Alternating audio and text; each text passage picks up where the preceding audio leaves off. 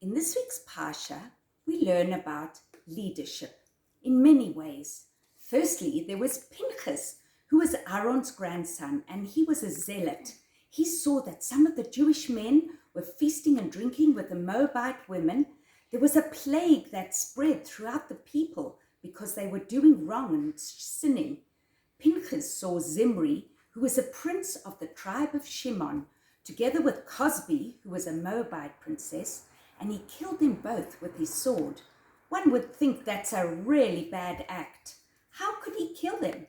However, Hashem was pleased with Pinchas and called him a leader, and he got honor from Hashem to get the covenant of peace and the priesthood. He became a Kohen. He also caused the plague to stop from this action. Approximately 24,000 people died in the plague.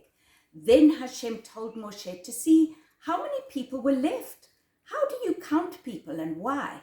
Well, Hashem commanded Eleazar and Moshe to start counting the people. It's called a census.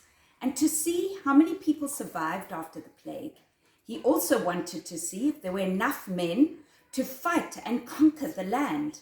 And also he needed to divide the land according to the 12 tribes. Which tribes get which piece of land to settle in. Remember, Hashem told Moshe to count the people when they came out of Egypt. Hashem really likes to count his people, like a shepherd who counts his flock. Hashem actually said to Moshe, we are not just counting people, we are raising their heads. Each person's unique, equal, and individual human being in Hashem's eyes. A really great idea for counting or a census is to make chocolate coins.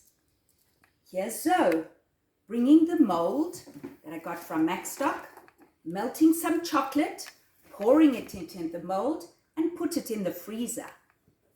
And then put it into a container, and it's best to store it in the fridge. Maybe the census was each person giving a coin, like the time everybody had to give half a shekel, perhaps.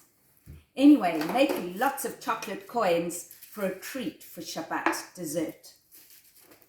So this census of this new generation that was going into the land was made up of men from the ages of 20 to 60 years old. The purpose was to divide the land for each tribe by a lottery, a goral.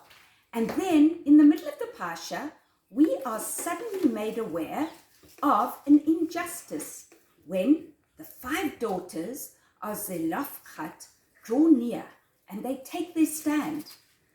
They said the men have been given the land and not any women. The women explained to Moshe that their father, Zelophehad, had died and there were no sons, and they also wanted a portion of the land that belonged to their father. The women's names are Malcha, Noah, Chogla, Milcah, and Tirzah. And these names are mentioned actually 3 times in the Torah. Hashem accepts their claim and incorporates it into the Torah laws of inheritance. So these 5 women were bold and courageous and leaders in their generation when they came to Moshe to ask for land.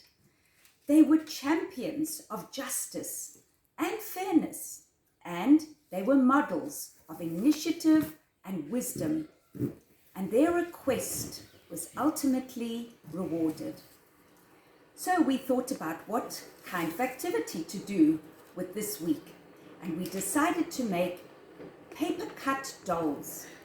What you need is paper, here we go, and scissors, make it like a concertina, and crayons and googly eyes and fabric and wool and material scraps. And then what you've got to do is you draw a picture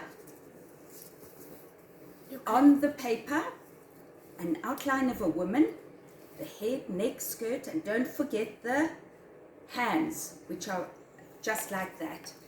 And then you open it out. Yes, you cut it. And Zoe's showing us what happened. And we did that. And the girls also did their paper cuts. Show us what you did. And they decorated them so beautifully. Did you have fun, girls? Yes. Okay, do you remember what their names are? Their names are Malcha, Noah, Chogla, Milka, and Tirza.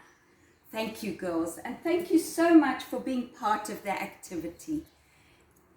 So, finally, the other leader in the Parsha is actually Yeshua ben Nun. Moshe appoints him to take over from him and lead the Jewish people into Eretz Israel. So, this week, think about leadership. Think about counting and count anything that you can. And the woman of Zelafchad, who were brave and strong and spoke to Moshe about owning land. Wishing you a great Shabbat Shalom from Safta Laya and some strong girls. Zohara, Leah, Liat. That's great. Safta, can we have some chocolate now? I think you certainly can.